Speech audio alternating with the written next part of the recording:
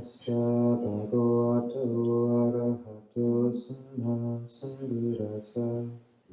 Namo tassa bhagavato arahato samma sambuddhassa. Namo tassa bhagavato arahato samma sambuddhassa.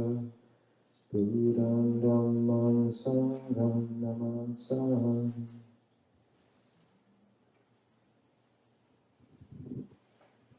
So for a bit of context, that is the traditional invitation to a Dhamma talk, which Trenton just wonderfully did, and it's the Pali of the words which the canon tells, describes the Brahmasahampati speaking to the Buddha after his enlightenment, asking that he teach the Dhamma for the sake of those with little dust in their eyes, and it's just a traditional way of framing talks and honoring the teaching. And to begin with, Dad, can you take the clock downstairs? Yeah, thank you. Good. I'm reminded of in Hook, Captain Hook's always followed by the crocodile with a clock in his stomach, which represents death.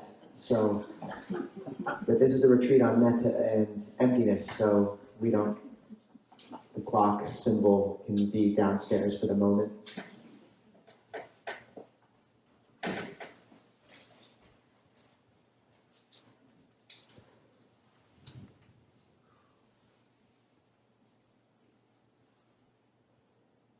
So for context, this retreat is titled Compassion and Emptiness, which is a book that Bhante Analayo, one of the foremost scholars and monastic teachers in the world right now, wrote. And the foundation of the book is the Chula Sunyata Sutta, Majjhima Nikaya 121. And it's a discourse where Venerable Ananda, one of the Buddha's chief disciples, his attendant, is talking about a discourse that he heard the Buddha give to him. And in it, the Buddha comes to Venerable Ananda, and he's staying in a hall with other Sangha members, other monastics, and the Buddha says, I will teach you the gradual descent into emptiness, sunyata. And he says, one practitioner, I'm not going to get the language perfect, but notes the absence of activity and noise associated with the town and village and oxes and carts, and gives attention to the perception of unity of just the Sangha here, just monastics. Noting the absence of stress, of dukkha, the stress and dukkha of the village and people and ox carts.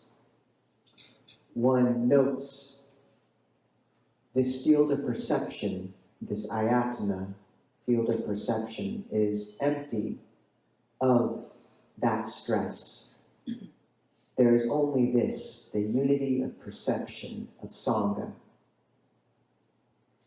This is the gradual descent into emptiness. And then he says, and one's mind leaps up and becomes settled and unified around that unity of perception of just this, the Sangha. And then he says, one further then contemplates. There is this perception of wilderness, of forest. And this perception, this ayatana, this field of perception of forest, putting aside the perception of Sangha, of people completely, one notes this field of perception of forest and wilderness is empty of that dukkha, that stress of the perception of people, of Sangha, completely. There is only this, the unity of perception of wilderness and forest. And the mind, leaping up, becomes settled and unified around that unity of perception of wilderness, having become empty of the perception of people and Sangha. Further, one notes there is only this stress and dukkha of the perception of wilderness, and one then brings attention to the unity of perception of earth. Just as a cow's hide, wrinkled, might be spread out using 4 pegs. The Buddha, this can be vegan leather for those who are inclined, would spread out and smooth the wrinkles from that cow's hide. Even so, one gives attention and cultivates the perception just of earth, having spread out and smoothed down all the perceptions and variables of valleys and hills. One gives perception just to the unity of perception of earth. And notes this perception of earth is free of the dukkha and stress of the perception of wilderness, and empty of that stress. And the mind leaps up and becomes unified around that perception of earth. Further, one cultivates the perception, putting aside the perception of earth, one cultivates just the perception of space, thinking this field of perception of space is free of the dukkha, the stress of that perception of earth, empty of it. There is only this unity of perception of space. And the mind leaps up and becomes unified and settled in that perception of space. Further, one cultivates the perception of consciousness, thinking this perception of consciousness is empty or free of that stress of the perception of space. There's only this unity and unity of perception of consciousness. And the mind leaps up and becomes settled in that perception of consciousness. And further, we move from consciousness to the base, the expanse, the perception of nothingness, no thingness. And from there to neither perception nor non-perception. And from there to the signless, and then to emptiness of all defilement, so complete enlightenment. And this is the agenda for these 2 days of retreat. So that's a profound sutta, profound discourse, and also somewhat esoteric on first listen and intimidating. I suspect most here may not achieve full enlightenment after these 2 days, though obviously it would be wonderful if the asavas, the defilements, were able to be attenuated even a little bit. And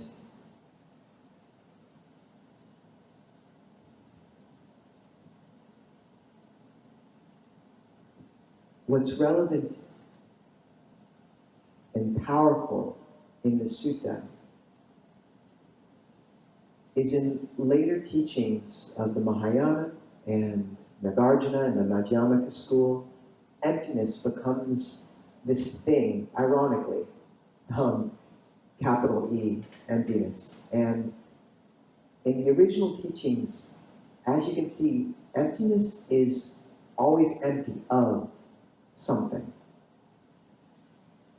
It's a gradual refinement of perception where one basically is applying the Four Noble Truths. One perceives a perception or a way of thinking as tied with impermanence. You'll notice each of those increasing levels of refinement of perception is unifying around increasing levels of continuity. There's a whole bunch of motion in the village, and diversity and stress, dukkha. Another word associated with dukkha is palpitation, perturbation, a knot, a focus, a nucleus, and a core of perception. And one lets go of that into a unity, increasing unity and refinement and peace of the perception just of Sangha, of monastics. And from there to the unity of perception of the forest. And from there, all the valleys and mountains and rivers and trees just become earth. Just a flat unity of perception there. And then that solidity being let go of into just space. And then space being let go of into that which knows space, the consciousness. And then from that into no-thingness, which we begin to get into a very esoteric realm, which is hard to, and maybe not terribly useful to delve into too much at the moment.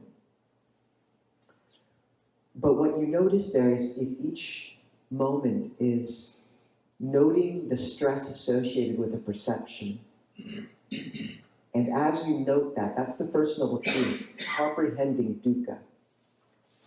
And when you let go of that, as the mind notices that, you also give attention to the third noble truth, the cessation of dukkha, peace, at increasing levels of refinement.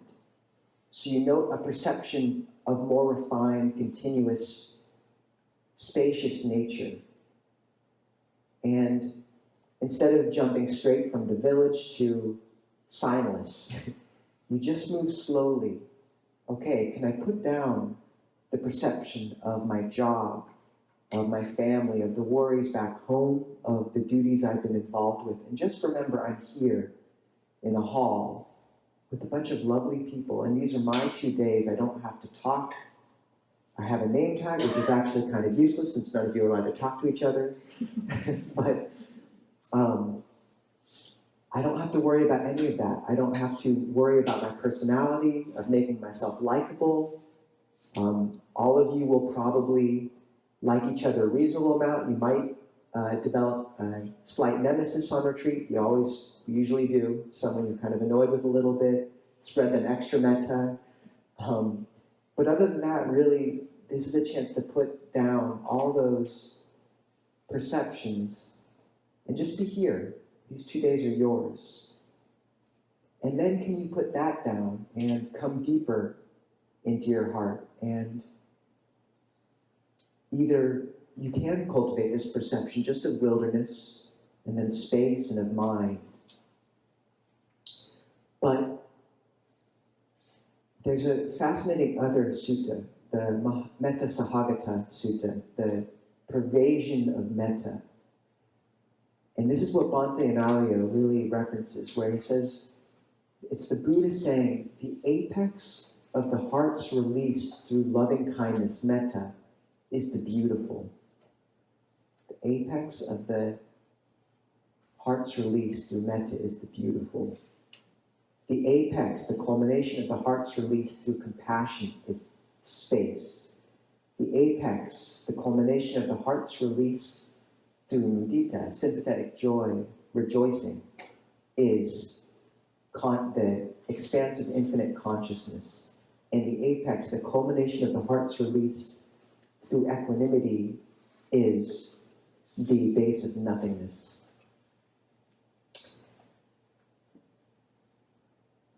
And I think how we can take that is, first, these are the 4 Brahma Viharas.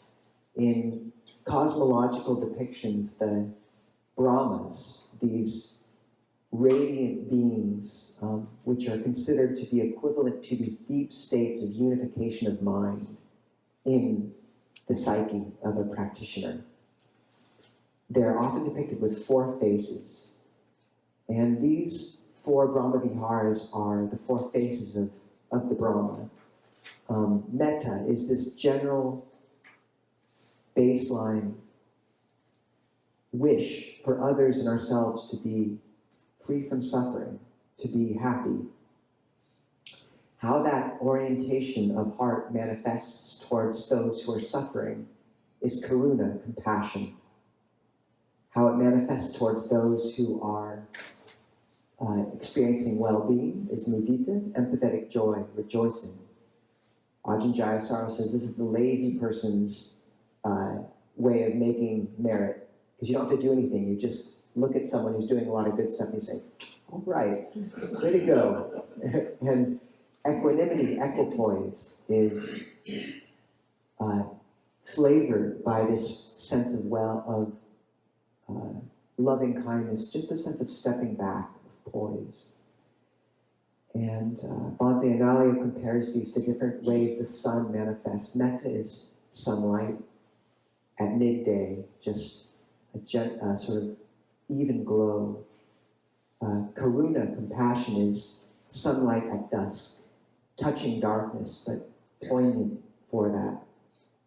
Mudita, empathetic joy, rejoicing, is sunlight at dawn, this sort of chorus of birds, the growth and growing light. And upekkha, equanimity, equipoise, is the moonlight. It doesn't in itself have this glow, but there's this residual glow and this sense of cool bird's eye view is how Ananda Bodhi translates it.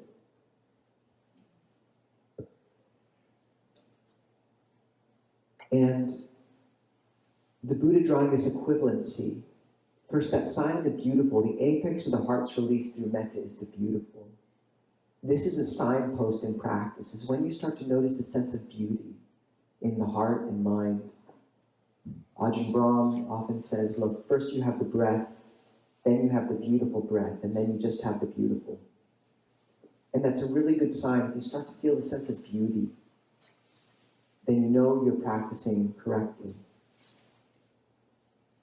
Compassion is this sense of the drawing of the equivalency of that with space.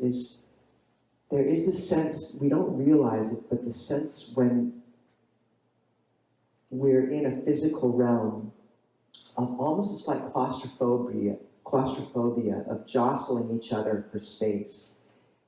And what you find is when there's this sense of compassion or spaciousness, when you're able to let go of that perception of other and me and our body and mind, all the sharp edges of the material world fall away. And there's just the natural response is kind of the sense of release of the heart, of just compassion.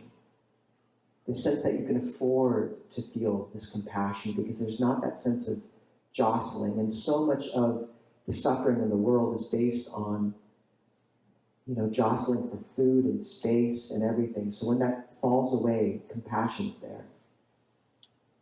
When we become acquainted with the basic consciousness of the mind, the natural wish is for others to experience the radiance of the mind. And equanimity leads to this stepping back from all perception. And this is the basic nothingness, or of some perceptions, the more coarse ones. So this is the shortcut through those increasing levels of perception in the Chula Sunyata Sutta, which for many of us don't really resonate. Maybe bringing to mind kind of the perception of wilderness and space and earth just don't quite hit the spot. So there's this shortcut where you put aside the perception of home, of work, of relationship, and just come here. And then can you just put aside that sense of sitting here with others and just come to a sense of love and cultivate that flame in the heart, that gentle glow. And can you notice that within that realm of metta, all those sharp boundaries, all those changing perceptions, all those coarse perceptions fall away, and often what can be left with is just the sense of metta, of warmth. Or maybe, you're maybe a sense of compassion or rejoicing dependent. And to really allow that perception to grow. It's okay not to jump straight to emptiness, but just if what this retreat ended up being was just resting in a sense of warmth and listening to your own heart and that sense of metta, that's a good use of a retreat and of a sit. But then it can very much lend itself to transitioning to a spaciousness. So this is that sense of drawing back the curtains on that warmth of the heart and radiating out to all beings. And then kind of just releasing that perception and releasing into space. Breathing in metta and out space.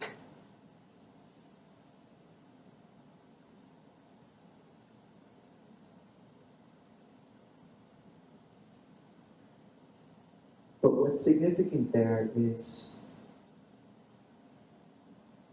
the sense that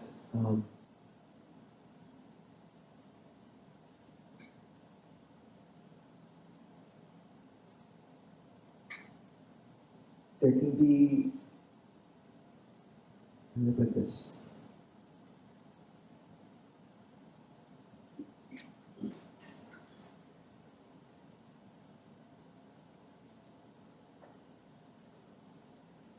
For all the complexity of that sutta, what it's coming down to is just the motion of letting go. That is emptiness. It is seeing the suffering in something, and as the mind rises, it'll begin to sense a perception as too coarse, and you won't want to continue it, and you can let go of that, and just paying attention to that transition, noting the dukkha of a perception, letting it go, and cultivating the perception that's empty of that dukkha, and of refining, of consolidating, of letting go. And that motion is just the simplest motion. And often it can manifest in relation to anything. So maybe it's just a narrative or a disagreement or a worry you're having in the heart right now. And can you just notice the burning feel of that argument? And really ask if it's worth continuing feeding that perception, feeding that dukkha, because that's how we create karma. The residual echo of a perception or an argument or of old karma, it's just what it is. But the issue is when we buy into it and feed it and keep the movie going. And you can really ask, like, would I pay $5 to watch this movie again? The argument I've replayed 20 times, or the, fantasy of what I'll have for lunch or whatever it is. And as you ask yourself that question, is this really worthy of feeding on and of feeding? Can you just let it go? And that's a release into emptiness. It's empty of that perception. Empty of. And that can be what this retreat and of this descent into emptiness or ascent into emptiness is. It's just noting where your dukkha is right now. Where's that core that you're consolidating around? And can you let it go? And find a spaciousness and rest in that brightness of heart and cultivate that brightness of heart, of loving kindness. That lets you rest in that more refined perception. And I think a really good analogy is fusion, where the First Noble Truth, this dukkha, it's like a core of the center of gravity of a star. And that gravity, that gravity draws all this weight to it, and fusion occurs, and then that fusion radiates out as light. And often that's what it is you can let your mind acknowledge a point, a palpitation, a perturbation of dukkha, and then release into light. And often I'll say a good framework for meditation for people is, so often people approach or are instructed in meditation, it's just give awareness to a point on the breath and follow it there the whole time and just stick with it.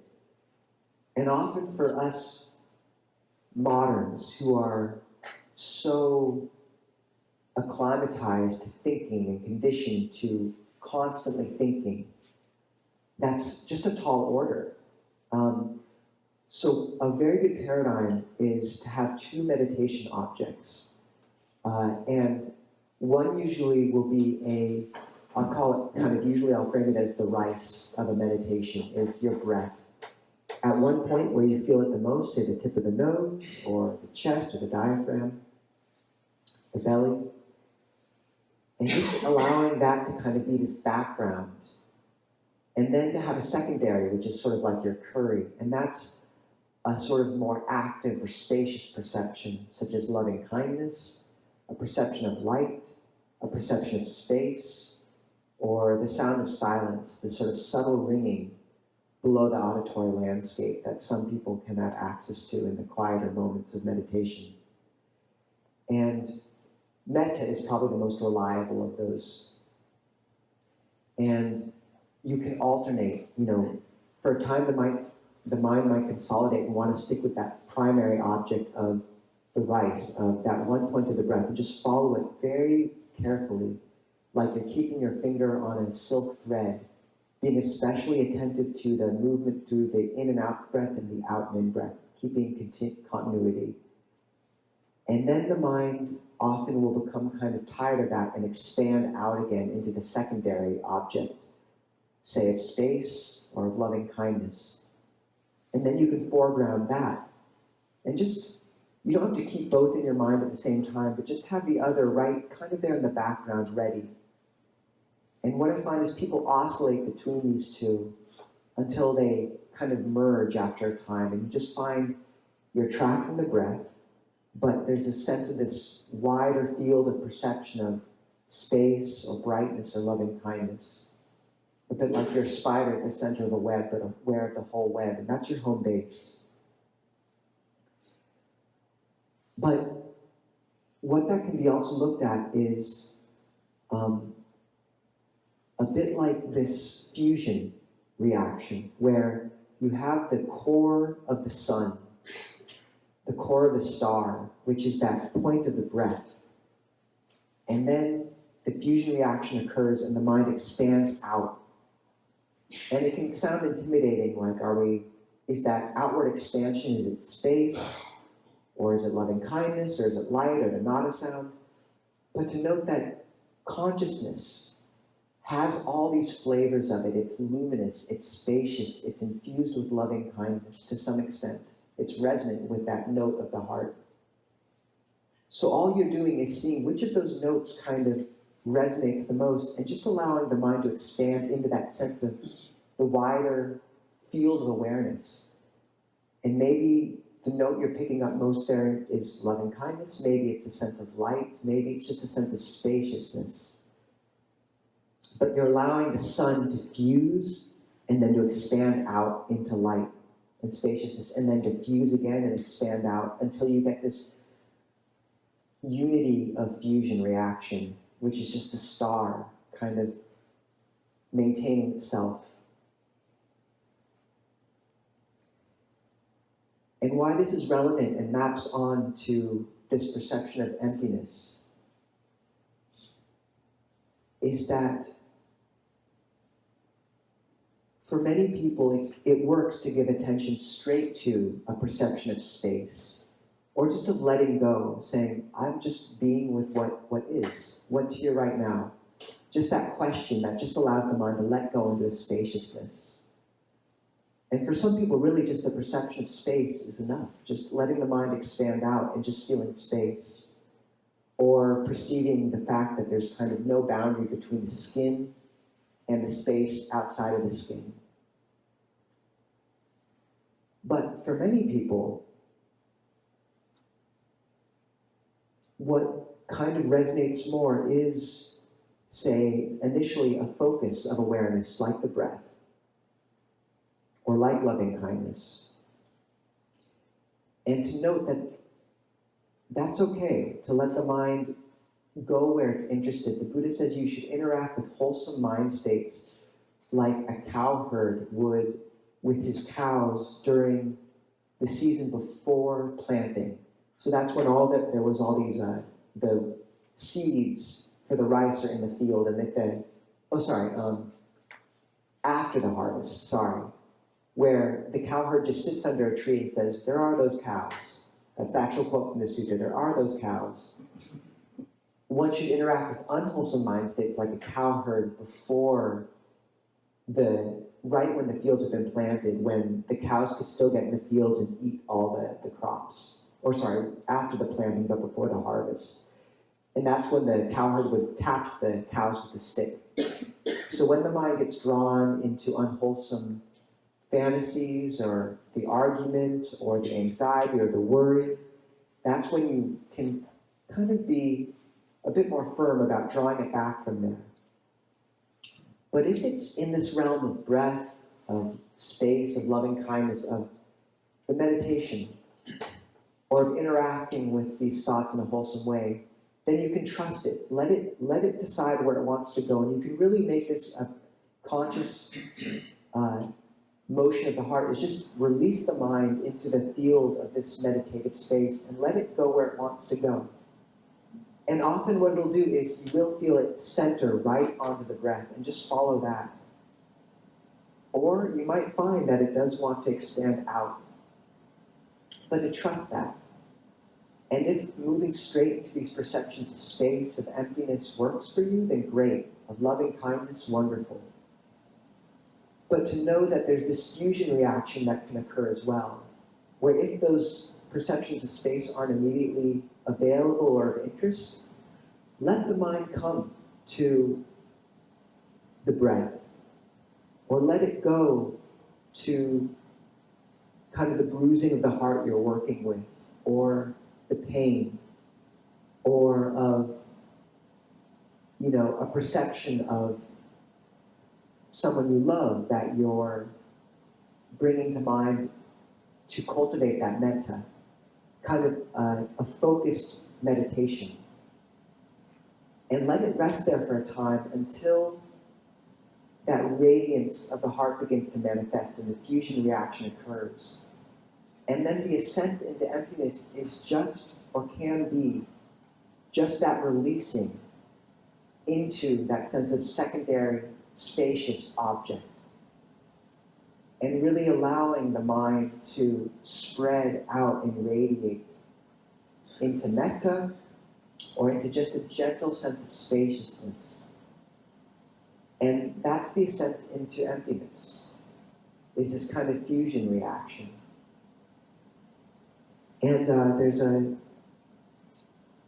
famous Nobel Prize laureate, Roger Penrose, who talks about a cyclical model for the universe, which is actually the Buddhist cosmological model. The Buddha said we're in a cycle of infinite universe evolutions and devolutions, so big bangs and big crunches, which is a fascinatingly prescient cosmological model for 2,500 years ago. But Roger Penrose's model for how this happens is the universe expands and more until all matter is condensed into black holes. And then Hawking radiation occurs, which is where the black holes disintegrate into this basically radiation of light. And then you end up with an infinitely empty universe, which is the exact same thing as a singularity. And that leads to a new Big Bang of expansion. And why I mention this is there comes a point where this sensation of fusing into the breath or into that unified place in the center of your meditative experience and releasing into the spaciousness, they begin to be one and the same. And what you might notice is that as that oscillation is occurring, if this is how your mind kind of operates in meditation, that the dichotomy becomes more and more pronounced. Your mind releases into wider and wider and more spacious perceptions, and then condenses into a more and more refined tip of the nose or point of meditation. basically the fusion reactions becoming more and more condensed and the lights becoming more and more radiant. And then you find at some point that the distinction completely falls away and there's just a unity of perception. And this is like that point where all the black holes have dissolved into Hawking radiation, and you simultaneously have a universe that's infinitely expansive and empty, and infinitely dense and a singularity. And that's a unity of mind. That's samadhi. So there comes a point where this distinction between that unity of perception at the center of experience and that perception of spaciousness, it just becomes one and the same. And you just have a unity and a smoothness and a brightness of mind and heart, anchored by the breath often. But it's all one and the same, just this kind of spaciousness. So I hope that's not too much for people. I know it's a lot, it's a lot. But basically all it's pointing to is drop the mind in this meditative space and know that that mind has permission to go to the breath at one point or to a kind of active perception of loving kindness. And then when the mind's ready, allow it to release into a wide sense of spacious metta or of spacious space. And just trust the mind to kind of find its way between those two realms as it wants. And what you're aiming for always is that sense of kind of letting go more and more and letting the mind refine and consolidate and trusting it. And just putting aside all the things that you've come here with and the worries and concerns. And even if, these more refined perceptions aren't immediately available, at least let yourself have this, that sense of just today, these 2 days, being here in a hall with lovely people. And then if you can, in certain moments, let that go and just being in this hall just with lovely, just with metta. And then can you let even that go and just be there with that brightness of heart and then just with the space of that brightness of heart. So we'll continue to meditate for about an hour. We've been sitting for a while, so people can feel free to go do walking meditation. And in about a half an hour at 11, Matt will ring the bell outside and people can then transition either to sitting or walking. And at 11:30, we'll ring the bell one more time and have the meal together.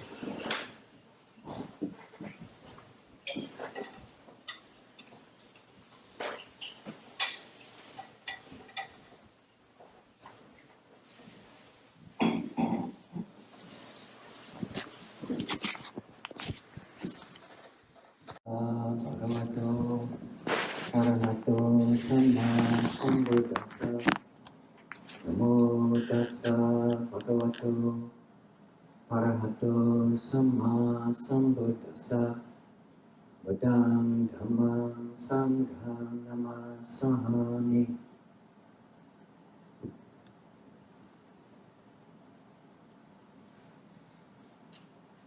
So I think that I might need to put a cap on the number of rhymes that I try to fit into a Dhamma talk. Be 6 per day.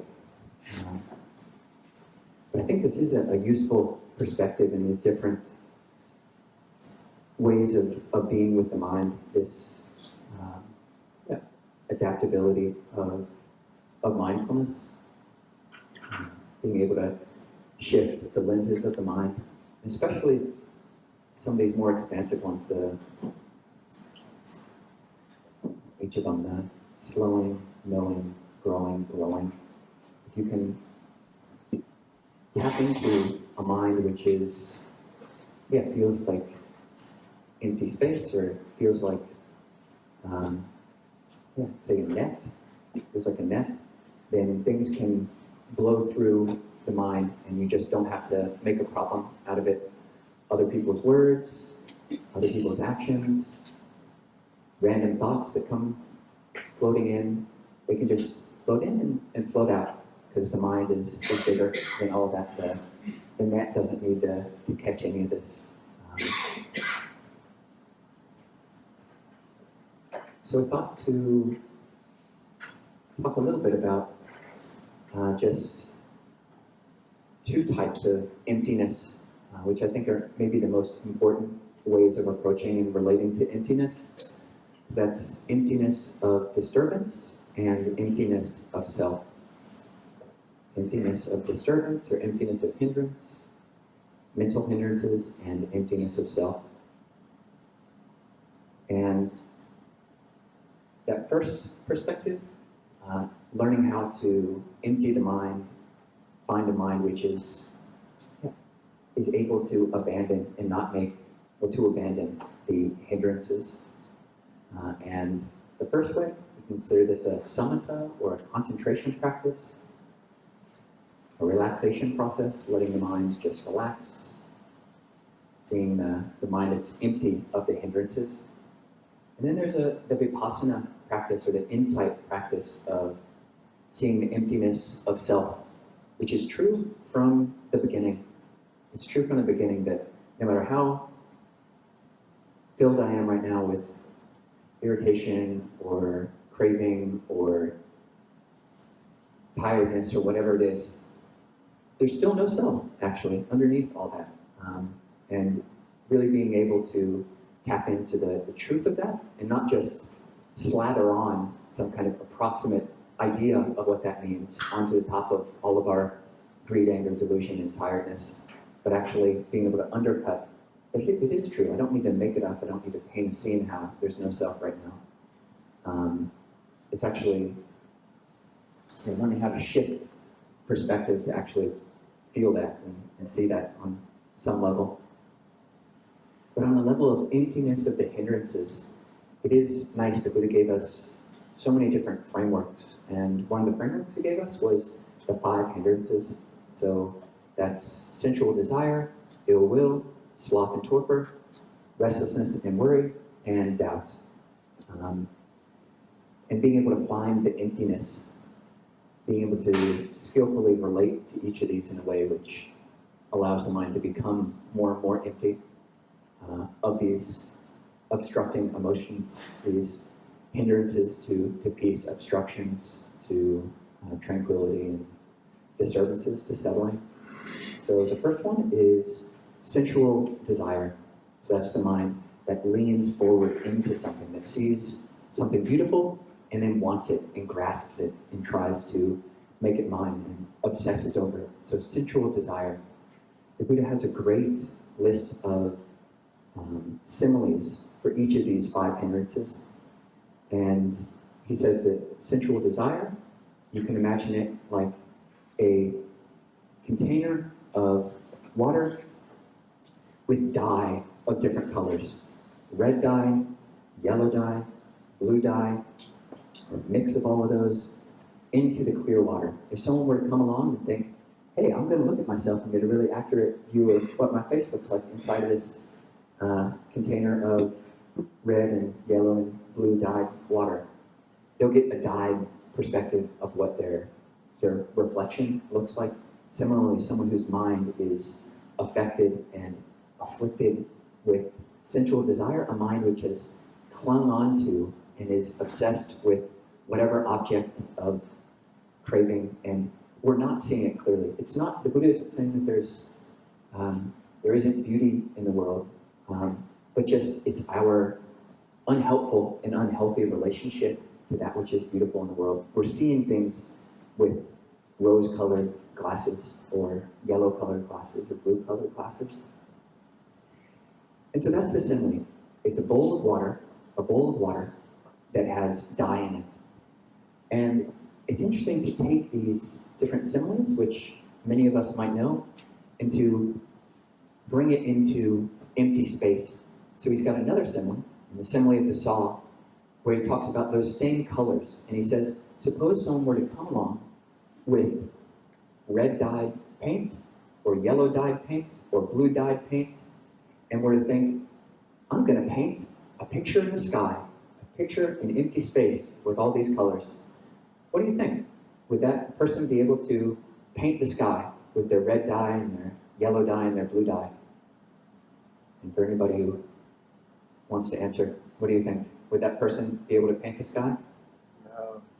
Got some no's and some head shakes. I agree. Picasso did do that kind of time lapse with the torch flame, but for the most part, you can't paint empty sky. Why is that? Because sky, empty space there's no place for things to rest in empty space. So similarly, when we're able to tap into this perception, which, what does that mean? That the body, it's not so much that the mind is in the body, but that the body is in the mind. It's not so much certainly not so much that the mind is in the head, but that the head is in the mind. And if you're balking against this, and saying, this guy's just thinking spooky and thinking, in all sorts of woo-woo kind of way, that's the word I was looking for, woo-woo. Not making any kind of statement about the physiology or the biology or the actual way that a mind knows in the world, the substrate of the mind. But just the first-person experience, everything that we've ever experienced, everything that we will ever experience, everything that we're experiencing now, in front of us, and behind us, and on each side, and below, above, and below, is all in our own mind. And that's all we'll ever know. The mind is not in the head so much. An experiment. I'm not saying this is the truth. I kind of am saying this is the truth. But I don't care, if you believe that or you don't, or if you have a working relationship. And really, I'm not talking about the level of belief so much as actually being able to feel this. That it feels like I can feel a little bit. I can't feel where I stop. I can look where I stop. I'm looking beneath my pinky, there's not me, and here I am, and there's some skin, and there's not me again, and here I am again, and there's not me, and I can see it, but when I feel into my pinkies and whatever, the boundaries are much less solid and opaque and linear. So bringing these similes of the hindrances, we usually experience sensual desire or ill will or sloth and torpor or agitation and worry or doubt in the body. It feels very fluid. It feels very slushy. You feel all these things. It's my own tiny greed slushing around in my own tiny brain. And it becomes my whole world. The whole world becomes slushy and squishy and muddled. But it doesn't, when you're able to tap into this bigger perception, big mind, as Suzuki Roshi would call it, when you're actually able to feel that, it's small. What are all these colors in empty space? It's just so small. It's just so small, and you can tap into that from a felt sense and just the truth of it on a narrative level as well. My own problems are so small. My own greed is just such a tiny thing in comparison to all of the world's problems and all the universe's problems, all of our individual greeds and cravings and whatnot just shrink in comparison to the truth of a larger universe outside of my own skull. So the simile that the Buddha gave for ill will is like water that is boiling. It's like water in a vessel, in a small vessel, that's boiling. And you look into it, someone thinking, I'm going to get an accurate view of my face when I look inside of this boiling vessel of water. And you don't, you get like, little, there's some on my face there on the side of that bubble, and I'm not seeing myself clearly. I'm not knowing what's my own benefit, what's the benefit of others, or for the benefit of both. Really have to be careful when the problem with an ill will mind is that it is very critical. It's a very good critical thinker. You can, in a way, see things. There's this ill will or aversive realism that, in a sense, I can see like all the problems. You look anywhere with an ill will mind, an angry mind, an aversive mind, and you can see all of the defects and drawbacks and imperfections of your spouse, of your partner, of your friend, of the house, of the room, of the whatever you're painting. You can see all the defects. It's so easy. It's so easy. I loved when my teacher Ajahn said this. So many of us come into the monastery, and we become great at finding fault. We become like expert fault finders. We found all the faults with the world, and that's why we come to the monastery, because all of us are so flawed, and we see all the flaws in ourselves and in other people in the world, and the way that most people are living, and upper middle class existence is all flawed in this kind of way, and we see it all, and we see clearly, and our faces have become a bit contorted because we've browbeaten ourselves, and the mind is just fixed into this narrow, constricted, only able to latch on to the troubles of the world, and our perspective, the aperture has become so tiny. But Ajahn Pasanno, after several weeks of me living at Abhayagiri, home monastery, just a postulant wanting to ordain, not even in white robes yet, of a trainee, and it's not hard to look at somebody, especially it's not hard to live with somebody and be like, that dude is finding fault with everything. And that dude is just totally filled with aversion and irritation. And he says, it's not difficult. It doesn't take that much intelligence to find fault in things. It doesn't take that, you don't have to be that smart to be able to find the fault in different things. But what takes some intelligence is to be able to see around that, to acknowledge, oh yeah, the painting I'm doing, it could be better here. My spouse, they could do that thing that, they could get better at whatever it is. My friends could be a bit more friendly, etc. That's what the real intelligence is to be able to have some more spaciousness to our perspective of our friends and ourselves in the world. So taking the heat out of the little vessel, the slushy vessel, the boiling vessel of our mind, the body, the liquids in the body-mind, and then just go a little bit bigger. And what happens when you just splash a bunch of hot water in empty space? Does it settle? No, it just falls to the ground. You can take a flamethrower, get rid of the water, and just a little bit of flamethrower. Can I set space on fire? All of space. No, you can't. It's just a tiny little fire. There's no way you can do it. It's just, and when the mind is big like that, then the fires that we imagine and that are even real are less problematic, and we can respond to them. We can put the fires out much better if we're able to have some coolness and some spaciousness of heart, rather than just trying to force the universe and all the people around us, the people we love the most. Those are the people who we're constantly trying to throw blankets on and extinguish in our different ways. So bringing the hot water out of the pot and into empty space, and it's just less of a problem. The simile for sloth and torpor that the Buddha gave, it's like you got a vessel of water with like pond scum on it. And that's how it feels when you're all like, after the meal, especially if you've gone on a meditation retreat after the meal mind, it's gross. You got some algae growing up on the mind. It's all over the face.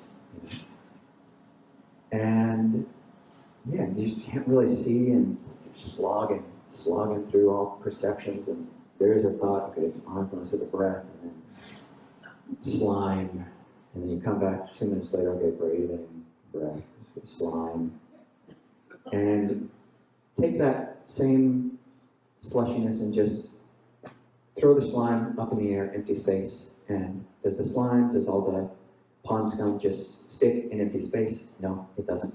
This is hard. This one, I have to admit, is hard. Sloth and torpor can be difficult because it seems there's no space around it. It seems like it's not empty space, it's infinite slime. It's like infinite sludge in every direction, abundant, exalted, immeasurable sludge. Yeah, so it can be hard to find a little bit of space, but it can really help to actually get out someplace, to actually go outside. The Buddha gave, you can pay attention to the perception of light. Open your eyes when you're sleepy and feeling sludgy. Go outside, feel the wind on your skin, and that can really help. That can go a long way to see that the mind is bigger than this pot of sludge inside the head. The fourth hindrance is restlessness and worry. So that's like water in a vessel, which is stirred up by wind. You've got waves, it's just constant waves in this little pot, in this little vessel. And you look and you try to see yourself clearly, and you don't see yourself clearly. You don't see other people clearly. You don't see the world clearly. You don't know what's beneficial for yourself. You don't know what's beneficial for others. You don't know what's beneficial for both, because the water is all stirred up. We've got all these great ideas or bad ideas, and just can't control it. The water's stirred up. Being able to take that restlessness, this worry and flurry is another translation. Just take the vessel, throw it up in empty space, and find spaciousness around us. Or just even honestly, every climate is a microclimate if you zoom out enough. And especially living in the Liguri, the place where I ordained, it's really fascinating it's got tons of microclimates, even within the 250 acres that it is. It's in a valley, and you'll walk the loop trail, about a 2-mile walk, and you'll walk into these little gullies, or just going down a little trail, a little turn in the path. And I forget the name for this, but there's a little stream of air where just for like 3 feet, you're in this suddenly totally different microclimate. And it's fascinating that you can almost walk into it. Here I am outside of the worry and flurry, outside of all this stream of wind. And then I walk 1.5 feet forward, and then it's cooler. It feels like it's several degrees cooler, and there's this gush of wind. And then you walk 2 feet forward, and then it's gone again. You're back to this other level of temperature and less wind. And it's the same, and you can just shift out, just everything is a microclimate. All of the small mind states, we can know it, and we can practice and find skillful means to empty the mind. Find an emptiness, empty the mind from these different obstructions, these different hindrances. And the final hindrance is that of doubt. And the Buddha said in his simile that it's like a vessel it's got a double whammy. It is got both a bunch of sediment in it, and it's put in a closet, so it's dark, and it's got all this sediment swirled up in it, and you just can't see clearly. Some people, when they hear that Buddhism, looks down on doubt, they'll say, sounds a little bit culty. Sounds a little bit culty to me, telling me I shouldn't never doubt, never question. And that's not at all the Buddha. There's a huge place for questioning. Dhammavicaya is one of the Bojjhangas, investigation of Dhammas. We have to be able to question. We have to be able to question it, and we have to be more skillful with the way that we question. And this is what doubt is. It is a unhealthy, unhelpful, just habitual type of doubting and questioning that has no end. It's a question mark that just feeds on itself. It's like a question mark where the top part, the little loop, is eating the little period, and it just like sucks in on itself, and there's no way to escape the question. It's like the more I question, the more I doubt, the more I'm going to doubt, and it's just this internal feedback loop that never ends. And that's the type of doubt. And there's an emotion to that. There's a feeling tone. There's a way that the body, actually, you can feel this kind of doubt, this unhelpful doubt in the body in a kind of way. It's good to learn what that feels like, and then to be able to disengage. Okay, the mind is, really needing to question right now, but I need to be able to disengage, shift into neutral, out of this doubt gear, because I'm not going to escape that way. I can't doubt myself free of this doubt. So shift into neutral, not making myself dumb, just for the moment, body and mind are making this doubting, this questioning, unhelpful, shift out. So taking that vessel of water, and it's in the closet, taking it out of the closet, bringing it into a wider space, bringing it outside, throwing it up in the air, and it doesn't land. So the mind can be bigger than this. And it can be a little bit annoying to hear talk about emptiness of the hindrances, emptiness of obstructions, when we're totally obstructed and hindered in mind. When our craving is so dyed, when the mind just seems so utterly colored by whatever perception that we've been cultivating for who knows how many years and lifetimes. Or the mind is just so heated from whatever kind of aversions that we've been nourishing, and we're the ones who've been continuing to turn on and turn up the water, the temperature on that. We're the ones who keep stirring the pot of restlessness and keep throwing on more pond scum and keep putting the mind back in the closet. We're the ones who've been doing that. And the mind's been in a closet for such a long time. Our perceptions have been so limited for such a long time that it's easy for a monk or somebody, especially like a Tibetan practitioner, to be like, oh, just in one moment, there it's gone. Big space. And no diss to Tibetan teachings I love, especially Dzogchen. So good, so good. And the mind can shift. There can be this brighter mind that when we know how to do it, when it is possible to shift, there can be the shift. The third foundation of mindfulness, mind knowing mind. The mind filled with lust knows this is a mind full of lust. The mind full of hatred knows this is a mind full of hatred. The mind full of delusion knows this is a mind full of delusion. This is emptiness of self. Even if the pot is boiled and filled with dye and stirred up and whatever, still we can know that. We can be in the closet with it, and it's less of a problem when we're outside of the pot itself. We're not drowning in the water of on all these types of corrupted water. We're outside of it to some degree. We can see, oh, that's a pot full of water that's stirred up in different ways. So emptiness, learning how to beyond the tricks which work for ourselves to empty the mind from these different hindrances, and being able to undercut this, seeing this emptiness of self, getting this meta perspective, a degree of remove that isn't just whiling around and just drowning in its own waters. So we'll end what I was saying there, and just we can all keep practicing this, meditating for the rest of the day, working with these different hindrances, finding emptiness on a felt level, broadening the mind, going big, and feeling out where is the limit.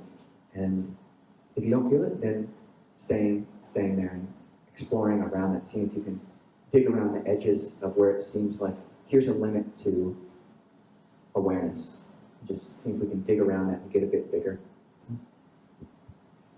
Angamayam Dhamakatayu Sadhu Parandaramase Sadhu, Sadhu, Sadhu, Anumodami.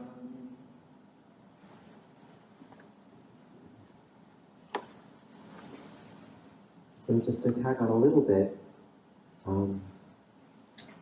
was getting more and more excited when Ajahn Kovilo was getting through his guided meditation of knowing, slowing, growing. Because I was like, oh, I can use glowing. That's perfect. And he's like glowing. I was like, darn it. Blowing. Glowing doesn't fit with what I was going to say. But I find that there's two kinds of practitioners. These are broad brushstrokes, but there's ones that seem to align with the teachings of Long Course Sumedho and really can tap right into this language of spaciousness, the headless way, Richard Lang, and it's as if they really can just kind of tap right into this anatta teaching and think of the mind as bigger than the body and really be able to rest in that. And then there's another variety of practitioner, in my experience, who that language just doesn't do it. The language of spaciousness and just being the knowing really doesn't quite resonate. And often those practitioners, I find, gravitate a lot more towards the teachings of, say, Ajahn Sucitto or Ajahn Jeff, with a very embodied approach with, say, moving through the breath body. And so many of the teachings on emptiness really align naturally with that first category of the language Ajahn Kovilo was using of kind of growing awareness outside of the boundaries of the body. But the reason yesterday I brought in that language of fusion was because, for me, that second variety of practitioner, of which I am one, the way to access a sense of emptiness has to be through first moving through a much more embodied meditation. And I think you could map these onto the elements roughly. The Buddha gave 4 elements in many lists, and earth, water, fire, air, solidity, liquidity or kind of cohesion within the body, heat, and movement. And for me, the breath body often, or those who have this embodied approach, often are approaching meditation through those 4 elements. And then sometimes the Buddha gave 6 elements, and he adds on space and consciousness.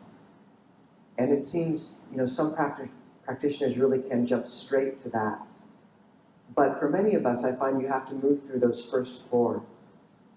And this language of fusion, I find, is the way that it's always worked for me to move into that emptiness.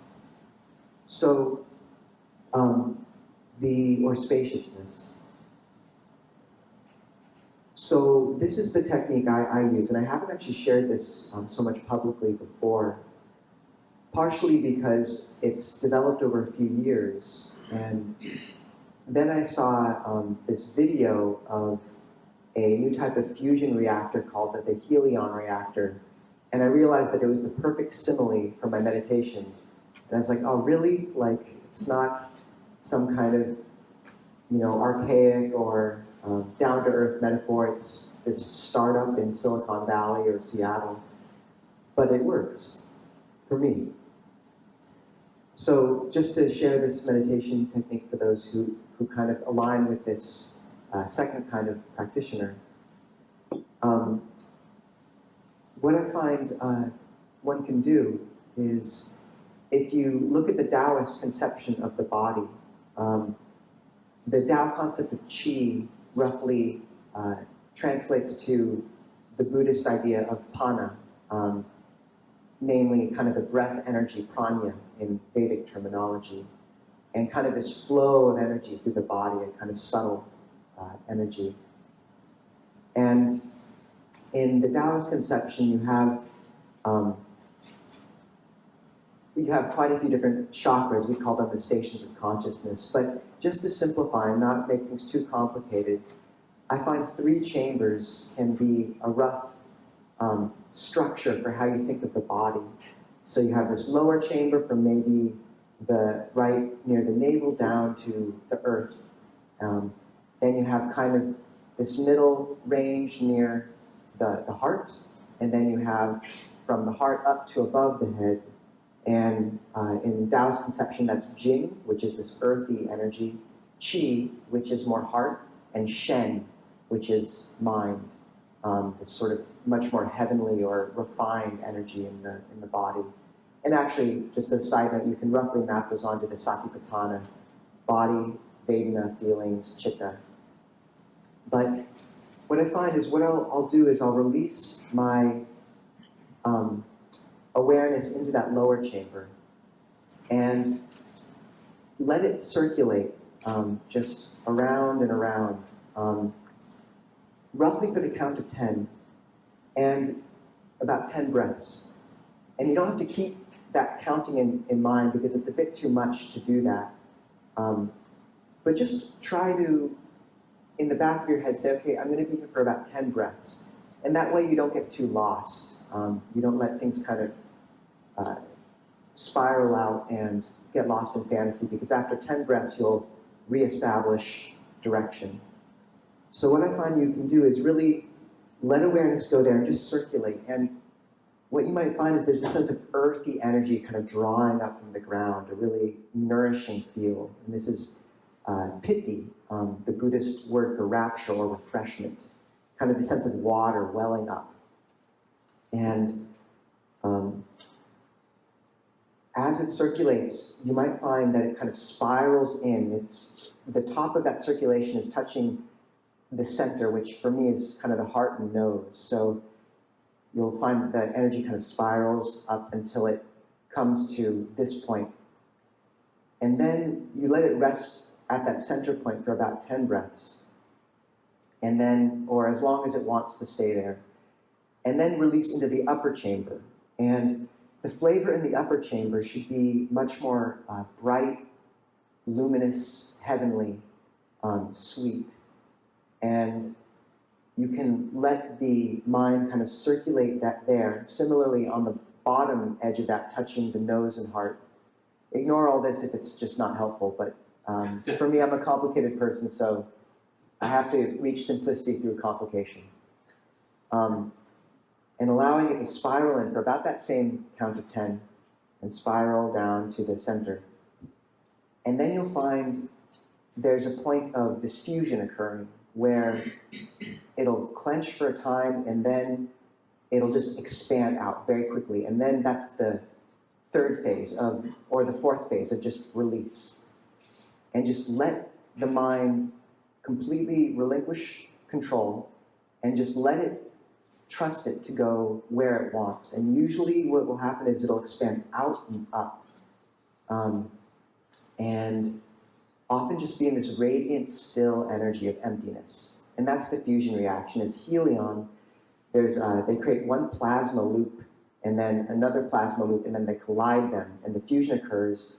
And then there's this clean, still, magnetic field that forms and feeds into these coils that creates electricity. So similarly, they're taking this very kind of coarse, earthy energy, the lower plasma loop in the bottom half of the body, and allow it to circulate and become narrower and narrower up to the middle point. And then you create the plasma loop on the top side and let it circulate, narrow, until the middle, and then fusion occurs, and then release until stillness, light, and the magnetic field of emptiness. And just to say that in the background of that, I usually have the perception of the nada sound, the sound of silence. And I just would like to recommend for those of you who haven't tried using the nada sound to really, when you're calm, try to find it, because you can trust the nada sound. If you're ever unsure in meditation what you should do next, if you give yourself to the nada sound, it'll guide awareness to where it should be. It's very trustworthy. So I think of it as kind of the engineer working out this whole fusion reaction. Is just, if I'm ever not quite sure what the next step is, you just bring to mind the nada sound and let it guide you. So step 1, lower plasma loop, allowing it to circle in for about the count of 10 to the center, remain at the center, then upper plasma loop circling in down to the center again, and then fusion, and the third step is just expanding into space. So if you were getting kind of acclimatized to a more simple approach now, you can proliferate about that for a while. But only use it if it's helpful. But I find for me, the route to simplicity through simplicity has never worked. The language of grace of the movement has always been much more relevant, and to reach emptiness, I've always had to move through the bodily energies first. I've had to move through the first 4 elements before I can access the latter 2. So we will meditate for the next about hour and a half. People can walk or sit as they will, and Matt will ring the bell at 11, and then at 11:30, at which point you can all share a meal.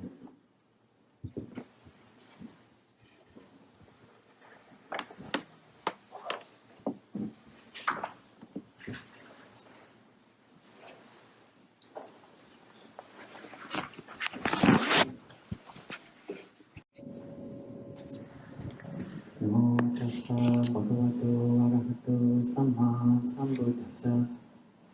Namo tassa bhagavato arahato samma sambuddhassa. Namo tassa bhagavato arahato samma sambuddhassa.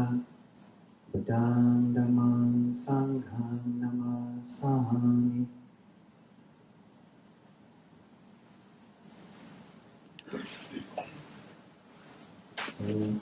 Does everybody here know who or what Guan Yin is? Anybody have any? No idea who that or what that might be? Okay. Well, Guan Yin is the Chinese name for a bodhisattva of compassion. So in Northern Buddhism, China and Tibet, there's this whole Buddhism in Northern Buddhism in China, Japan, Korea, Tibet. Their ideal of spiritual perfection, in a way, or the second closest step to perfection, is this idea of the bodhisattva, someone who gives up their own awakening to help all beings. So this bodhisattva, originally named Avalokiteshvara, the one who looks down and hears the cries of the world, was a bodhisattva, and there were sutras, discourses that were composed, and this bodhisattva is highly revered in all of these northern Buddhist countries, and honestly in southern Buddhist countries as well. And you can just think of, it is she, it's both a she and a he. Guan Yin in China is female, and Avalokiteshvara in originally northern India was a male bodhisattva. So it's basically a highly evolved being who's able to shapeshift and be whatever would be most helpful for any given person. If the most helpful advice that you could get would be from a man, then it would be in the form of a man, woman, form of a woman, or all sorts of other things. I think there's like a list of these, like it could be a sailor, or a carpenter, or whatever would be best for us. And the Southern School of Buddhism, Theravada, which we ordained in, doesn't talk about Avalokiteshvara, but I find this idea of an essence, a anthropomorphic, humanized version, the essence, the human version, the epitome of compassion and emptiness. Avalokiteshvara, Guan Yin, is talked about in both contexts. She's framed as being the goddess of compassion. So utter compassion would never judge you in a way which is unhelpful, be utterly supportive, and has the wisdom to know what exactly would be most helpful for your spiritual growth in different ways at different times. And Avalokiteshvara is also an embodiment and personification of emptiness. The Heart Sutra, probably one of the best known sutras, Buddhist discourses in the world, very short, but it starts off with when Bodhisattva Avalokiteshvara was practicing the profound Prajnaparamita, or heart of wisdom. She looked at the 5 aggregates, this body and mind, and saw that they were all empty. Form is emptiness. Emptiness is not anything different from form. And so too with all other aspects of the body, fully able to see the empty nature of the body and mind. So in Chinese Buddhism, there's a pretty impressive practice of using the name of Guanyin as a mantra. So I've done retreats in Chinese monasteries where practitioners will come of all ages and just recite the name of Guanyin, Namo Guan Sri Yin Pusa, homage to Guanyin Bodhisattva, or Guanyin Pusa, that's the short version. And they'll just do this all day, every day. And you've got for 3 days, 7 days, 10 days, 3 weeks. And it's impressive to see people in their 70s, 80s plus, like just utterly devoted to this practice of compassion and emptiness and mindfulness, keeping present in the present moment. And it's quite beautiful. And just that mantra, Guanyin, Guanyin, or Guanyin Pusa, Guanyin Bodhisattva, or Guanyin Buddha, is something that we can practice as well. Theravada Buddhism really is a no-holds-barred type of practice. The Buddha taught all these different techniques, and it's not just boxing. You can use whatever techniques or whatever is helpful for relating to whatever comes up in the mind. You can put those hindrances in a headlock, or you can kick him in the head, or give him a hug, or just whatever is necessary. And this practice of embodiment, of feeling the back of the body is really good, because so many of us are just so constantly in our heads. So coming back into the body, and specifically coming to the back of the body, in addition to being so much in our heads, we are so much into our visual take of the world. And for any of us who've had any kind of negative experiences in the world, which is all of us, there can be this constant scanning of the environment, just looking for dangers, and the eyes just get tired of that over the decades of just where is the danger, and just seeing it and imagining it anywhere. And so much of the vector of awareness is just forward. The trajectory of the mind is just oozing out of the eyes. There's this really useful term in Theravada Buddhism called the asavas, which can be translated as taints or corruptions. And it literally means to flow out. The Chinese word for this term is literally leakages, the mind leaking out.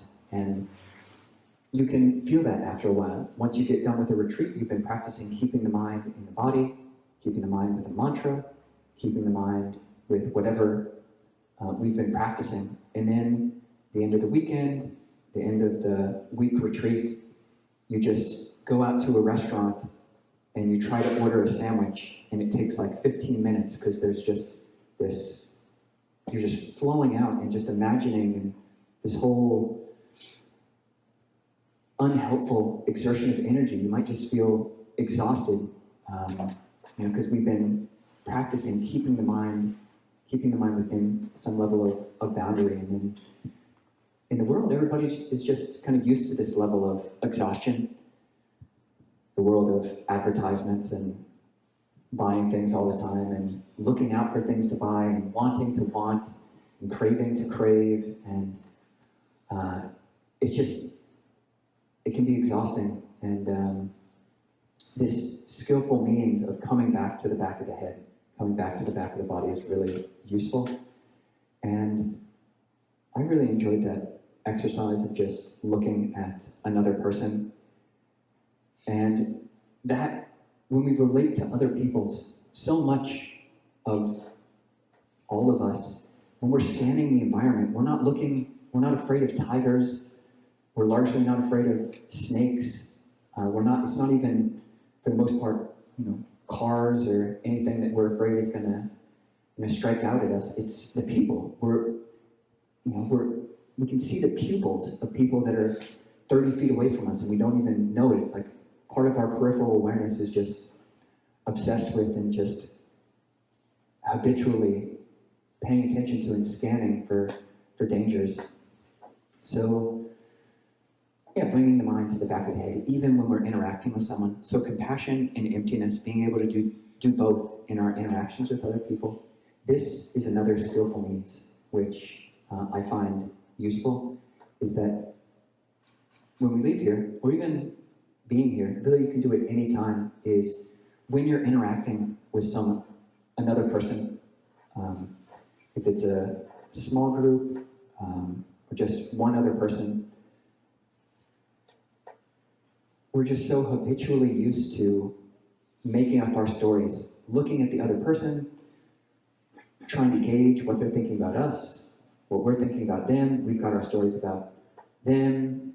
We're imputing them. We're creating them just through our own eye contact. And there, we fear, they are reifying and creating us. They're selfing us. They're making this self out of us. And it's this like mutual feedback loop of, oftentimes just complete make-believe. And being able to just not do that. Come to the back of the head. I can feel an interaction with someone. They're just 2 feet away from me, just 2 feet in front of me. And rather than trying to stare at anyone here in particular, so it doesn't get weird, just use this bell. So leave the retreat and having a conversation with Bell.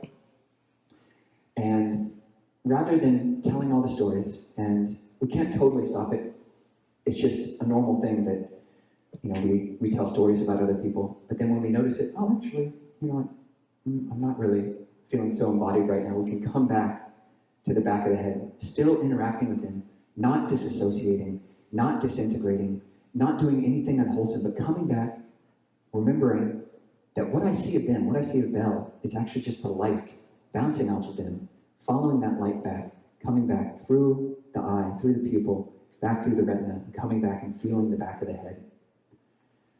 So here I am with the back of the head, embodied, still with the other person, not at all trying to pretend that the other person isn't there.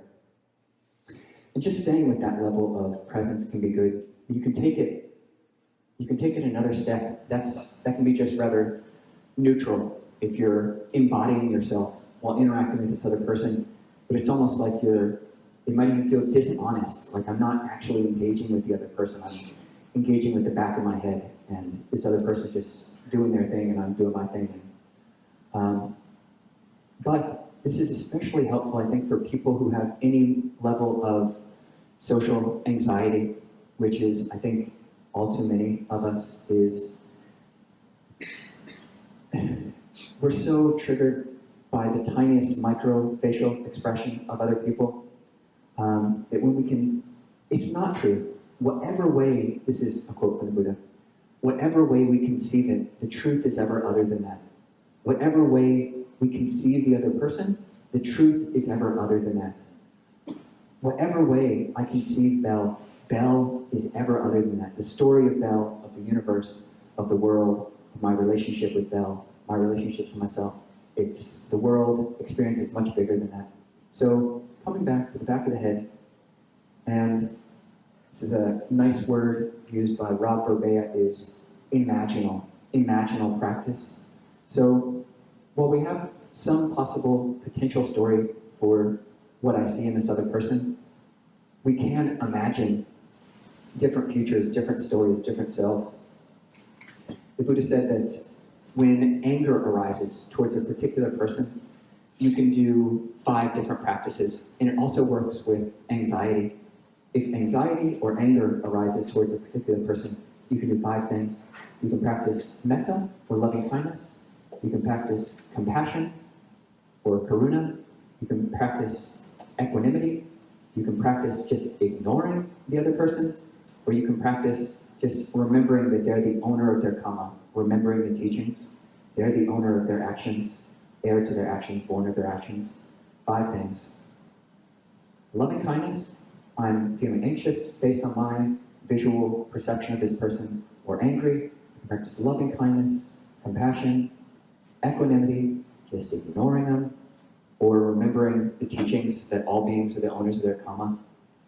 And you can actually imagine coming back, feeling the back of the head, still being with the other person, but then imagining behind you, say Bell is 2.5 feet in front of me, imagining another alternate possible Bell 2.5 feet behind me on the right.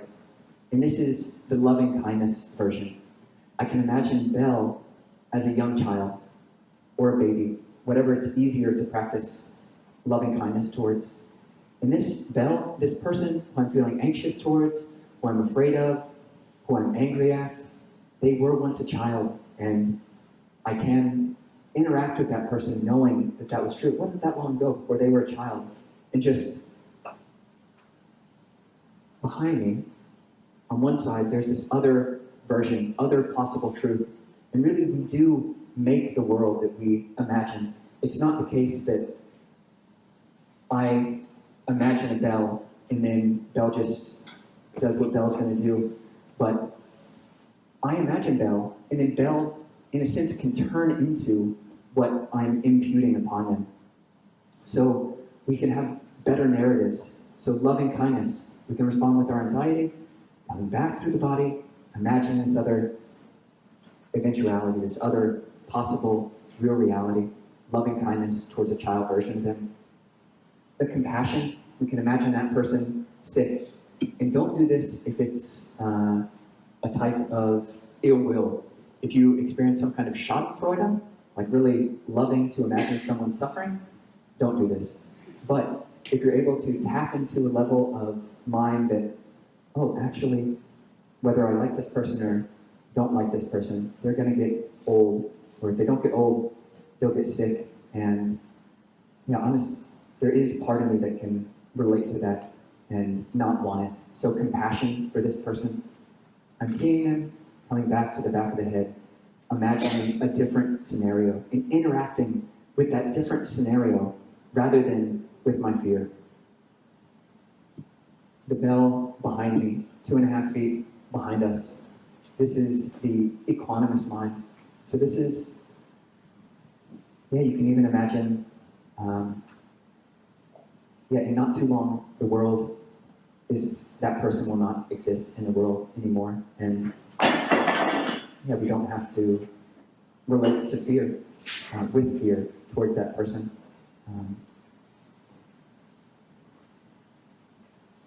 Coming back through the body and relating in that way.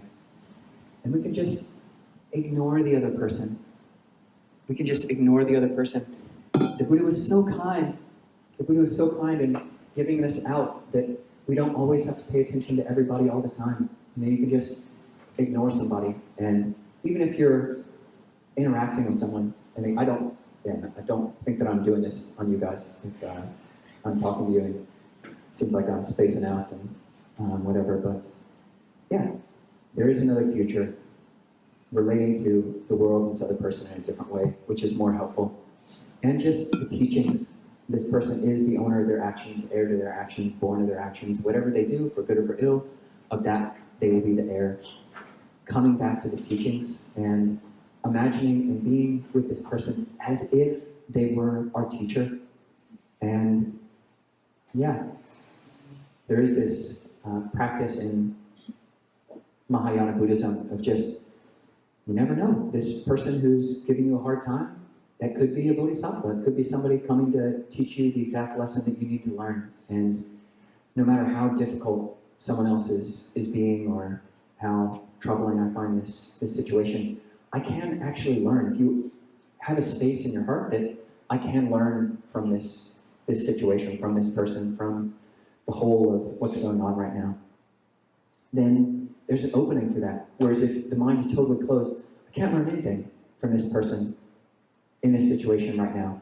I'm not up to it, the other person isn't worth it, and yeah, then the mind's totally closed. There's no way you can learn if you're totally closed. You've closed yourself off to learning. So relating to this other person as if they were a teacher.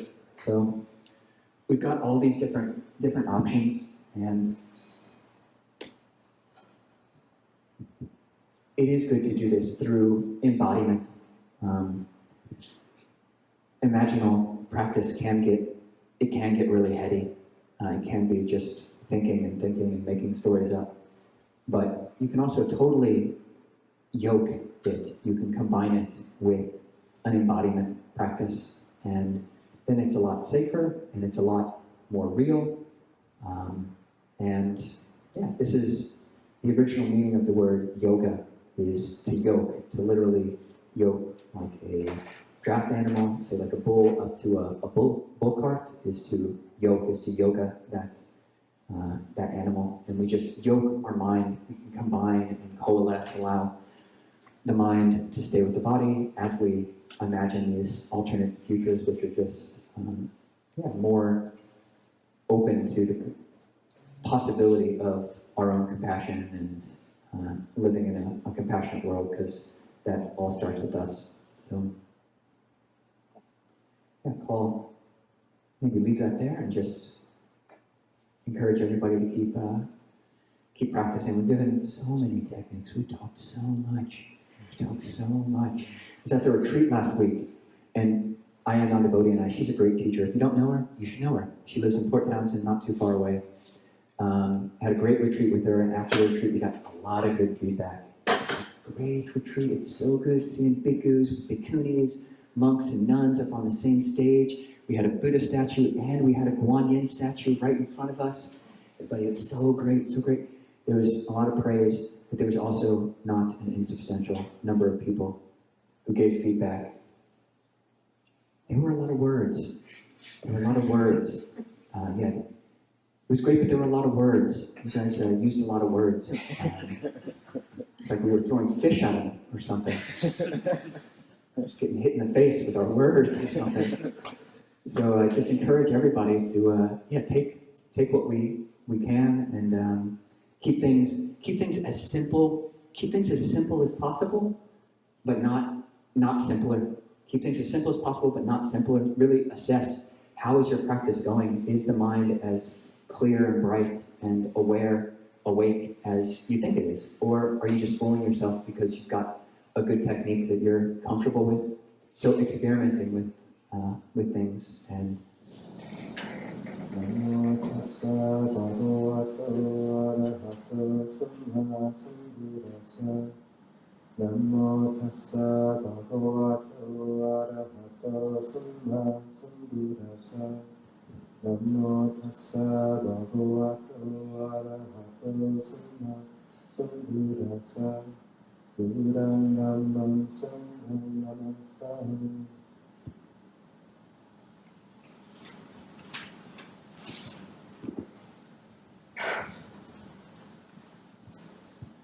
So what came to mind actually when Valerie asked about my personal experience of emptiness was my experience of what it feels like to feel like you're aligned with Dhamma in your life. And this sense of not kind of having to crystallize a path constantly and always be manifesting a self in the face of other currents. And I got the story wrong yesterday of the dream, which this person told me. It was my dad, actually. It was that in the dream, there was a bunch of people, and each was on a stage, and they all were kind of broken in some way. They're missing a body part or something.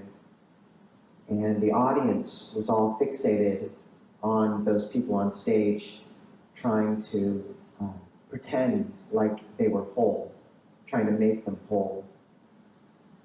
And God was wandering through the audience, just trying to gently get their attention and let them know it was all okay, that their beauty was their imperfection. But people were so fixated on trying to make those on stage whole and perfect in their own eyes that they just didn't notice God wandering through their midst. And there's a story I tell of a exchange student we hosted for a time when I was young. He escaped Sarajevo in the back of a truck during the siege. And he lived with us. He was amazing. His name was Mirsad, Mickey, we called him. And he went on to work with, all these peacemaking agencies. He was met the Dalai Lama, was, kind of a key and really prominent figure in the international relations and peacemaking scene. And he found out that his daughter would have Down syndrome. And I remember the year when he found that, and it was a really hard year, learning that his daughter would have these difficulties. And then I met him again 5 or 6 years later. And his daughter was this sweet little girl. And their relationship was the most pure thing I'd almost ever seen. Like, he said that he felt she'd been given to him to teach him how to love, and, or how to love with absolute purity. And it was so interesting that in the midst of this life so focused on peacemaking, and granted, he still fulfilled those duties beautifully, but where grace manifested, was in this thing that on the strict and unforgiving metrics of paperwork would seem so imperfect, and yet that was the most precious relationship in his life. And it was like, God just being there next to him, gently kind of trying to get his attention. And why I bring this up is so often I think the Dhamma is that quiet voice in our ear when we're so fixated on the stage and on the trajectory we want for our life, whether it's career or relationship or even meditation, how calm we're getting. And yet, someone came out of the retreat yesterday and was just reflecting on how, I think he said the retreat was vaguely exciting and infinitely distressing. And this sense of, he said, yeah, I just noticed that in every action is this little voice saying, me, even in the good things, me, and that in his relationship too, with one of the people he loves the most, how he sensed this tendency to snap back into the old patterns and to snap out at them. And what I've seen manifest is, and I've talked about this a few times recently, that so often we're so fixated on measuring our life by these X-Y axes, and we forget that as we enter practice, this Z-axis opens up, this whole new strata of movement of the heart, where everything on the XY axis can look the same. It's still, you have the child, the marriage, the relationship. You're still in the play watching the stage, but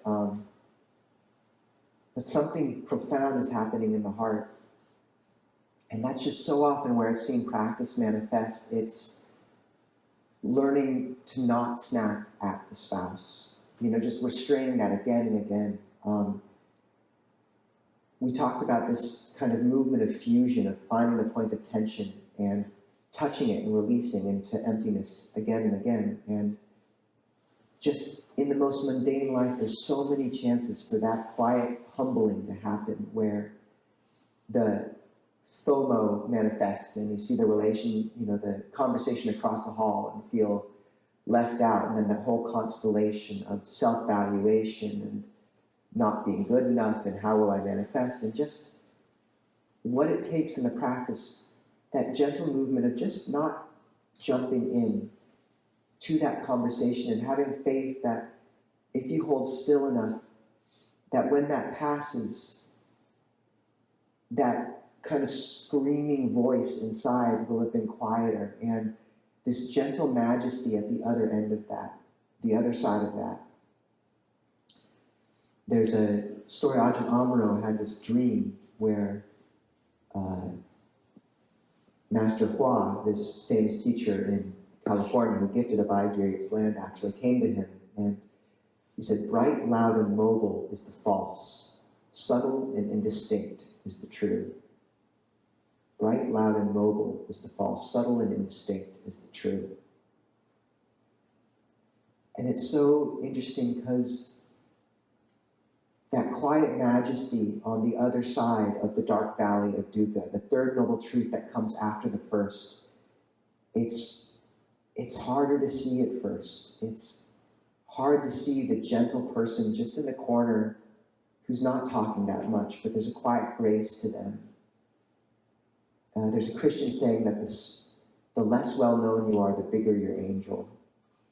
And I love that saying. I don't know how true it is, but there's something very true in it, where you have to acknowledge that when you stepped onto this path, there's a new storyline playing out, and it plays out on the other side of that dark valley. You know, you come through the North Cascade Pass, and it's these, you know, ripped rock from glacial break-off and the Diablo Lakes, and you come out and you've been under cloud cover in Seattle, and suddenly the Metta Valley is open and spacious, and, you know, the stars are there.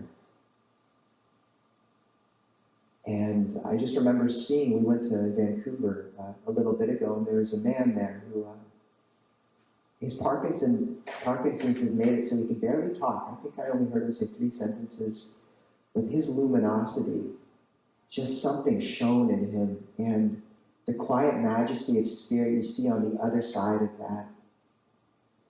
You know, the Four Noble Truths are this simultaneous dark, their spiral staircase down into humbling. Like, how humble can you be when your spouse gives you the feedback? Can you really not react, but just say thank you and make Anjali? And just, if you need to have more of a conversation, have it an hour later. But can you really learn to humble at that level and consider it a gift to, you know, the Buddha talked about effacement, this wearing away at the self, and that as that spiral staircase goes down, there's a similar equal movement of the third noble truth up. The spiral staircase goes up in equal measure. And as humble as you get, as low as you can bow, that's how tall your, you know, the angel stands. That's how wide its wingspan is. And when you really see what that looks like in a being, you know, these quiet monastics who have been for ages, just, you know, you go to monasteries, and there was this one monk at Abhayagiri, he would just, people would kind of be anxious to get up to their huts, and I'd find him just gently kind of rearranging the seats in the hall with no one noticing, just staying half an hour after, day after day. And so often, you know, and I was talking about another practitioner in our community who started a practice of closing every cabinet in his kitchen as quietly as he can. And what would it mean to not have to change your life radically right away, but just to close every cabinet as quietly as you can, to approach that same old relationship and realize that that person is your God, just waiting for you. He's been nudging you this whole time, and you've been fixated on the stage. And that what it takes is just to make Anjali to that and bow deeply. And that if you do that, that your life can have this quiet, humming majesty where it's totally in alignment with Dhamma. And that's what retreat gives us, is the space of quiet where we can hear that note again, that quiet majesty, and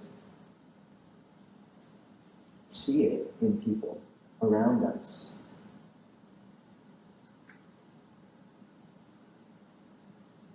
And like John was saying, the practice of that mindfulness, you have to have ballast for it in framing. And when you step onto this path, Mara will hit you hard. There's someone who recently took on extra precepts, and Ayananda Bodhi told her, be prepared, because Mara's going to really come at you now. And it can almost feel psychedelic as you kind of step onto this path, and just the fluctuations in spirit. In a meditation retreat, the number of worlds and birds you take in a day, it's insane. And just acknowledging that, to hold that kind of entropy, that you're melting all the metal down to shape into something new, but you have to create the proper crucible for that to happen. And this is the quality of adhitthana in Buddhism, determination. It's not talked about a lot, but it's like, I just remember a few years into my monastic life realizing that there's some days where I'd really like to go have a pizza and in the evening and go see a movie, but I know in my deeper moments what my best life means. And if that question is ever unclear to you, instead of asking what would make me happiest, ask what's the best gift I can give the world. That's a much better question. That gives you a much better answer. What's your duty? And in that moment, I get really feeling being a monk. And so when you have these moments of retreat, when your head's above water, can you take this moment and the drive home in the next week? What would it look like to structure your life clearly, cleanly, so that the crucible was strong enough to hold what will happen as the alchemy of the Four Noble Truths works at you? What would it take for that kind of Stradivarius resonating body to hold the note correctly? And the 5 precepts, under Post-it Day, a day of practice once a week. These are key. Community, getting to a monastery once every 3 months, 4 months, if you can. Sravasti Abbey's there. Birken up in Vancouver, Abhayagiri in California. Maybe someday Clear Mountain in Seattle. And just to make that determination now. And I remember in college hearing from a friend who told me about a friend of his who was meditating an hour and a half every day. And something in me at that moment just knew, like, I need to do that. I need to do that. And so what, if you bring to mind your death and the fragility of your life, what would it mean to shape a life worthy of your death? And can you really make that determination from here? Go back into the world when your head's above water and you can see the landscape clearly before you get dumped again, because you will get dumped. What changes should you make going back so that you don't lose that careful, gentle, precious note? And to acknowledge that, there's this fascinating line I see all the time between, I took a friend to see my teacher, Ajahn, when I was about to ordain. And he sort of stood there and he's like, I bow to no man. And in a Western context, that's quite noble, right? Like, yeah, bow to no man. And but the difference between that and bowing, someone said, when bowing disappears from the world, Buddhism will have disappeared from the world. And when you realize that when the Buddha attained awakening, he said, who can I pay respects to? Who can I bow to now since I have attained, this ultimate goal? And he said, the Dhamma. And to know that the proper orientation in life is a bow. What's our duty? The language of our own happiness and well-being, it's in the mix, but it's a shallow language. Human life, we expect too much of it. It's really hard. It's not a great gig. And, relationships are okay. Politics are a mess. And yet, if we can acknowledge human life for what it is, a chance to really use on service of the path as a gift to a much deeper narrative, which you begin to get a feel for.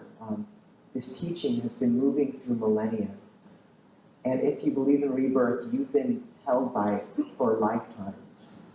And this is just one more. And can you hold it lightly like that? You The Buddha said, this life is like a drop of dew on a blade of grass. One should touch this truth like a sage and practice well. And it's such a relief to kind of put aside the metrics of my practice and my happiness and my, stream entry. I mean, may everyone here attain arahantship soon, but to know that, like, in the meantime, can we really think of what Buddhadasa said Dhamma is duty? And what's your duty to the Dhamma now? And we all bow to something. And can we move back into the world after this, really understanding, like, how deeply can we bow? And to everyone around us, to the old experiences, to the relationships, and what will it take to kind of clear off the floor of our life enough that we can do that cleanly and not come up with our hands like stuck with Cheetos, Like, what do we have to clean off in our life so that can be held correctly? And just to say that once that resonating body of the violin is empty, a huge part of the path is just one of the most beautiful ways I know to empty that body out so that it can hold that note is giving. And it's the great missing piece in Western Dharma circles, I think. Giving and community and hospitality. So are you once a week feeding people, either bringing them over or somehow feeding people? Are you opening your house to visitors? This hospitality aspect, which is so sacred in so many cultures. Are you managing to get into community and to step into that? If you don't have a Buddhist community right and ready and made, and you're waiting for that perfect Kali and Amitta who resonates at exactly the same level, and they love Thai forest and they just nailed it, like, just knowing that if you invite people over and feed them, the note and melody of giving is so potent. It overwhelms all those other lesser notes of the slightly different personality types and religions, and all you're left with is this overwhelming note of what it is to give. And if Clear Mountain has one special quality right now, it's this fact that I think people really there are giving to each other, and to lean into that at the same time. So I just think these are really precious opportunities. We're in a Grange together. And why it's so precious is it's this moment of reaffirming the shared note and trajectory and duty together. And faith. That there's elements of our lives we need to change, and we should change them. And there's elements of our lives which are going to seem exactly the same, but the difference in how we interact with those loved ones and those difficult experiences in the job is everything. So it's such a joy to see people come together, and it's been unbelievable to feel these deeper Dharma currents at work these past few years, and I hope everyone continues to kind of tap into that in their own life and in their own way, and we'll see you here in spring, hopefully. So.